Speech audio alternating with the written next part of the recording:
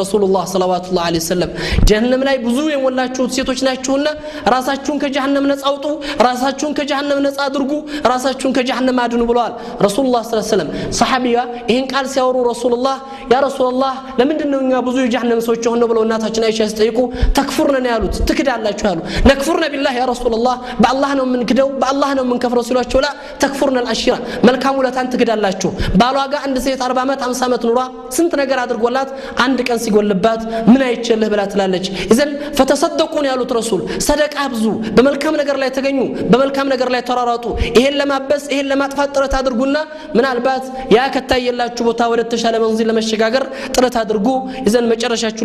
ለማሳመር ጣሩ ነው የሚሉት በአጠቃላይ ጀነት ቀላል ሀገር ናት ውድ የሆነች ሀገር ከባድ የሆነች ሀገር አይደለችም ያከበርናት ወይም ሩቅ አድርገን ያየናት እኛንና ኢኽወተል ኢማን ጀነትን መውረስ እንችላለን ጀነት ቅርብ ሀገር ናት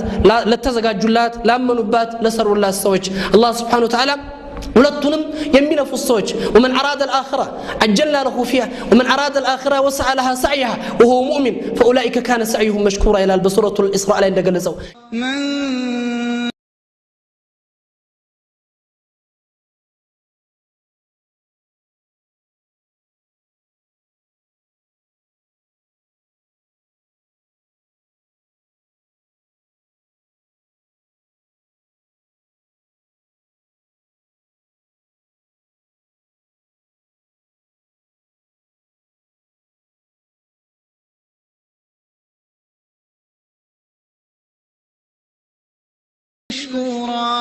ያችን አኺራን ህይወት ፈልጎ